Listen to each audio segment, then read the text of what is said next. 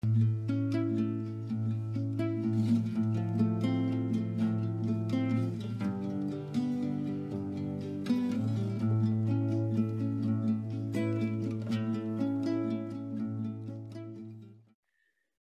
le fin de semaine de l'Action de grâce. Donc, c'était une bonne rappel, hein? De dire, de remercier pour qu'est-ce qu'on a, parce que souvent, on se plaint de qu'est-ce qu'on n'a pas. J'ai grandi dans la pauvreté. Je me rappelle quand j'étais jeune, on avait, des fois, il manquait, en tout cas, il n'y avait pas une abondance de nourriture, mais il y avait de la nourriture, toujours sur la table. Et je me rappelle le souper aurait pu être du pain et du lait. Et tu mets du lait sur du pain, puis chauffe ça, puis ça, c'était le souper. Et pas tout le temps, mais ça arrivait. Ça arrivait que certaines fois, toast à graisse. Tu mets la graisse sur des toasts. Mais on mangeait. On mangeait régulièrement, puis on mangeait bien. D'autres fois, c'était de la viande. Et mon père est mort quand j'étais très jeune. Mais dans plusieurs personnes que je connais aujourd'hui, j'ai rencontré, et un de leurs parents est mort, et à cause de ça, ils ont été dans des orphelinats ou dans juste des places parce que le parent qui était là ne pouvait plus supporter les enfants. Moi, j'ai jamais été dans un orphelinat et on était très pauvres. Euh, mais ma mère m'a gardé chez eux. Mes frères ont été pendant un petit peu de temps. Je ne sais pas pourquoi, mais moi, jamais. Et je remercie le Seigneur pour ça. La force de ma mère d'être capable de me garder.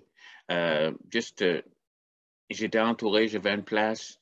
Euh, il manquait des choses, mais surtout, j'avais une maison bien mieux que d'autres qui sont ramassés dans un système où c'était peut-être un peu plus froid, un peu plus. Merci Seigneur pour ma mère. Merci Seigneur pour les bénédictions que j'ai eues en grandissant. Et souvent, on ne se rappelle pas pourquoi. L'action de grâce. Qu'est-ce que j'ai? On a tellement dans ce pays ici. J'ai été en 2011, j'ai eu le privilège d'aller à Kinshasa. J'ai rencontré plusieurs pasteurs, tout ça. Ça, c'est dans le Congo, la République de Congo. Et j'étais tellement frappé par ces gens-là qui avaient premièrement beaucoup d'amour, beaucoup de joie, beaucoup de. Puis qui avaient, comparé à nous, il n'y avait rien. Que je pensais que je connaissais la pauvreté. Non. Euh, on a passé du temps là, puis j'ai vu, puis euh, la ville avait l'air d'être comme tu aurais dit, c'était après une guerre, dans ce temps-là. Et je ne sais pas si tu as déjà vu des films, moi, j'ai jamais été juste après la guerre, comme en Allemagne ou des choses comme ça, mais tu vois comment tu sais, dans les documentaires d'autres choses, comment les bâtisses étaient, puis tout comme, tu sais, des trous, puis, tu sais, il manquait de peinture, puis mais ça avait l'air à ça. Même qu'il y avait des énormes trous dans la rue. L'infrastructure de Kinshasa était faite pour, je crois, que c'était quelques centaines de mille. Puis là, ils sont des millions qui restent là. Donc, c'était très, très, très pauvre. Je revoyais, mais quand je voyais les gens, une des choses qui me frappait, c'est comment ils s'habillaient bien, propre et tout. Juste. Et l'autre chose, comment ils me faisaient rire. Je pense que la plus grande image de qu'est-ce que c'est et que j'ai réalisé que j'étais riche, c'est qu'on restait dans une place où il y avait des murs. Il fallait avoir des murs autour, de protection, et même il y avait une garde à porte. Et c'était par je crois que c'était anglicain. Ils avaient ça. C'est comme cette place-là, puis avec une maison et tout. Donc, moi, puis la personne avec qui j'étais, on restait là. Donc, on était entouré des murs, c'était dans une maison, on était bien, puis, tu sais, comme. Et durant la semaine, moi, j'avais un sac en plastique que j'avais apporté du Canada, puis c'était mon poubelle. Donc, tu sais, j'ai fait une poubelle, puis je mettais tout. Puis mercredi, j'étais rendu, tu sais, mi-semaine, puis là, j'ai décidé, en tout cas, j'étais pleine, puis il fallait que je sorte, puis je me demande qu'est-ce que je fais avec ça. Puis le garde est venu me voir, puis il dit, ah, je vais m'en occuper, monsieur. Ah, dit, parfait. Donc, moi, j'ai parti en dedans. Mais mon compagnon était assis sur le balcon. Il regardait. Et le garde a pris tout. Il a versé tout à terre. Il a été à travers toute la vidange. Puis il a gardé des morceaux que moi, je suis en train de jeter. Et après ça, il a pris le sac en plastique, le lavé, l'accroché sur une corde à linge. Ça, c'est être pauvre. Je suis tellement riche. Merci Seigneur que tu demeures au Canada. Merci Seigneur que j'ai de quoi manger, j'ai de quoi me revêtir. Merci Seigneur pour les murs qui sont autour de moi.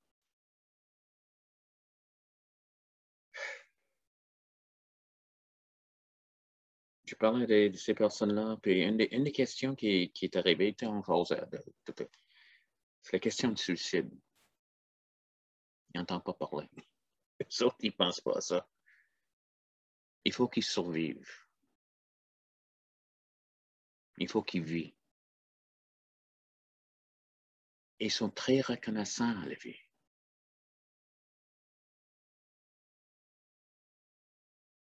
Ils ne connaissent pas le suicide. Et nous autres ici, on est tellement affectés que des personnes, et surtout des jeunes, veulent s'enlever la vie. Parce que quelque part, on s'est vendu quelque chose qu'on n'avait rien. Rien à remercier Dieu, à être heureux, de se réjouir dedans. Et c'est pas vrai. Cette société, cette richesse, les personnes autour, toutes les choses qu'on a pour goûter. Et je sais que la vie peut être dure.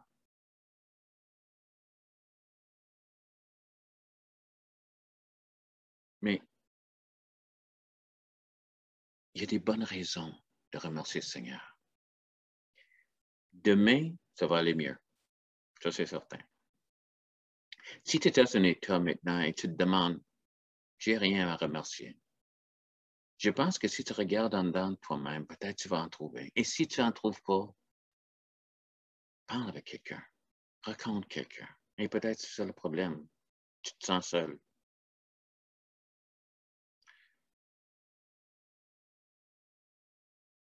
La première chose que Jésus a faite, il a lu, avant juste de commencer de devenir un ministère public, que le monde commence à le reconnaître, il avait lu un verset.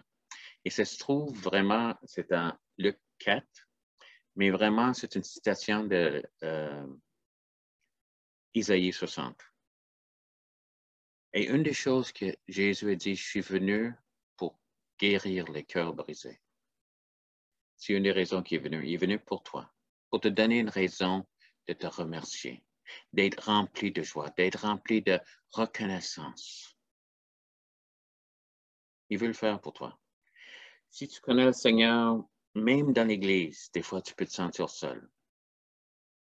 Et le Seigneur veut être un remède pour ça. Et peut-être tu ne connais pas Jésus. Une des premières choses que j'ai dans ma vie, c'est une présence. Dans la Bible, Dieu dit, recherche ma face. Le mot face, là, c'est ma présence. Il y a une réalité qui vient parce que la présence de Dieu est réelle, tangible.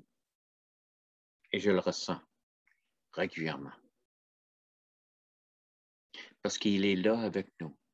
Puis il est là pour nous donner une raison pour remercier. Oui, j'ai la nourriture. Oui, j'ai cette maison, j'ai d'autres choses, ma femme, mes enfants. Oui, j'ai tout ça. J'ai une famille qui m'aime. J'ai des amis. Mais la plus grande raison que je remercie le Seigneur, c'est parce que il est Dieu. Il est avec moi. La Bible dit de Philippiens 4, ne vous inquiétez de rien, Mais en toute chose, faites connaître vos besoins à Dieu. Tu peux le faire. Par des prières, des supplications. Donc, on supplie des fois avec des actions de grâce. Ça, c'est la plus grande chose. C'est que merci, Seigneur. Je te remercie pour qu'est-ce que tu as fait et je te remercie pour qu'est-ce que tu vas faire. À travers la Bible, de la Genèse jusqu'à l'Apocalypse, une des choses qu'on voit souvent, c'est les personnes en train de louer l'Éternel. Le remercier pour qui il est, pour qu'est-ce qu'il a fait, pour tout le bien. Remercier pour l'air qu'on respire. Merci pour tout ce que tu fais. Une des choses, c'est remercier le Seigneur pour la croix de Calvaire. Un des cartoons que j'ai vu un artiste a mis ça, puis on voit Jésus sur la croix. Puis en bas de la croix, il y a quelqu'un qui est là. Et la personne est en train de regarder Jésus sur la croix et dit, comment ça tu fais jamais rien pour moi? C'est tellement frappant, comme, wow! C'est comme, qu'est-ce que tu veux de plus? Et il donne plus. Il a rencontré mais le plus grand de mes besoins, c'était j'étais séparé de Dieu. Et Christ est mort pour déchirer la voile, pour enlever la séparation entre moi et l'Éternel. Et qu'est-ce qui nous séparait? C'était le péché, et Christ est mort pour ça. Il a pris tout le mal que j'ai fait dans ma vie sur lui, puis il a payé le prix. Action de grâce. Oh yes. Je te loue, Jésus. Et s'il ne fait rien d'autre excepté ça, juste la croix de calvaire, ça sera assez. Mais il fait tellement plus. Je voudrais que tu connaisses ce Dieu-là. Le Dieu qui te donne une raison de le remercier. L'action de grâce. Et si tu es chrétien et tu oublies les raisons, rappelle-toi de la croix de Calvaire et rappelle-toi que lui a été te chercher où tu étais. Moi, je rappelle que j'étais dans un appartement sur la rue Lacouelle, à Québec. Je rappelle toujours de ça. Et je ne sais pas où tu étais, mais rappelle-toi qu'il a été te chercher, il t'a touché, et c'était pas une coïncidence, c'est parce qu'il trouvait que c'était important que tu lui connais.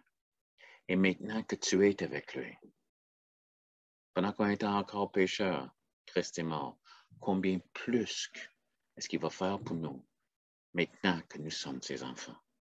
Encore plus. Il y a des raisons pour l'action de grâce. On le fait parce que je crois dans toutes sortes de situations. Mais je vous garantis, tu vas avoir d'autres raisons pour des actions de grâce, d'autres expériences positives, parce que Dieu est en train d'agir. Faites connaître vos besoins par des prières, des supplications et des actions de grâce, et la paix de Dieu qui surpasse toute intelligence gardera vos cœurs et vos pensées en Jésus-Christ. Tu recevras un paix parce que tu réalises en qui tu as cru. Alléluia. C'est la fin de semaine d'Action de grâce et c'est bon qu'on se lève. Mais je ne sais pas juste en fin de semaine. Pour le restant de nos vies, on devra remercier le Seigneur. Si tu ne connais pas Jésus, si tu ne l'as jamais vu, si tu ne l'as jamais donné ta vie à lui, jamais vu, je ne l'ai jamais vu non plus, mais si tu ne l'as jamais donné ta vie à lui, j'aimerais que tu pries l'action de grâce. Alléluia. Il est mort pour toi. Il est mort pour enlever la séparation entre toi et Dieu. Il a pris tout le mal que tu as fait dans ta vie et le mal que tu pourras faire dans ta vie sur lui, puis il est mort. Puis c'est juste à toi de le recevoir. Donc, juste prie avec moi. Ce n'est pas tellement la prière qui est importante, mais son cœur, mais ça te donne une direction, comment prier, comment parler avec lui. Juste répète, Seigneur Jésus, je demande pardon pour mes péchés. Je veux recevoir le pardon que tu as acheté pour moi sur la croix de Calvaire. Je le reçois maintenant, Seigneur. Merci, Jésus, de m'avoir pardonné. Deviens Seigneur de ma vie. Amen. Et Seigneur, je veux juste prier pour mes frères et mes sœurs qui ont prié cette prière-là. Que tu les scelles, Saint-Esprit, que tu scelles cette décision, que la réalité de toi, de ta présence, Seigneur, que eux peuvent goûter ta face, goûter ta présence et avoir cette intimité avec toi. Et pour mes frères et sœurs qui ont oublié, tu connais Jésus, mais tu te sens un peu loin et peut-être même, ça fait longtemps que tu n'as pas remercié, Seigneur. Seigneur, je veux que tu restaures les raisons pour te remercier. La joie de leur salut, la joie de leur salut, Seigneur. La joie, et Seigneur, que tu peux agir à travers leur vie. Tu es venu pour eux, pour leur donner la vie et la vie en abondance. Merci pour cette abondance dans leur vie. Saint-Esprit, fais ton œuvre. Alléluia. Donc, passez une bonne fin de semaine dans l'Action de grâce. Et on va se parler une autre fois. Merci. Bye.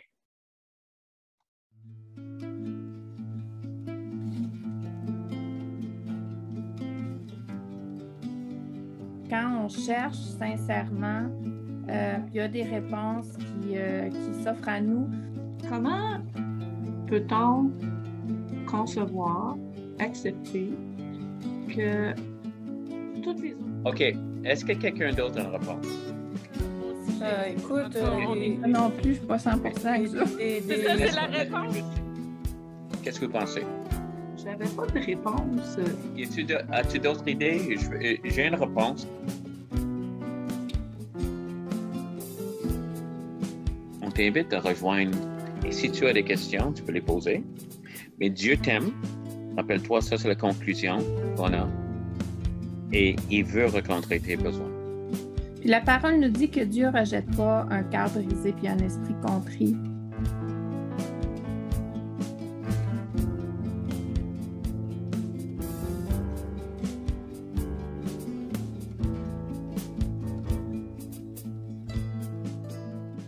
Sois le bienvenu.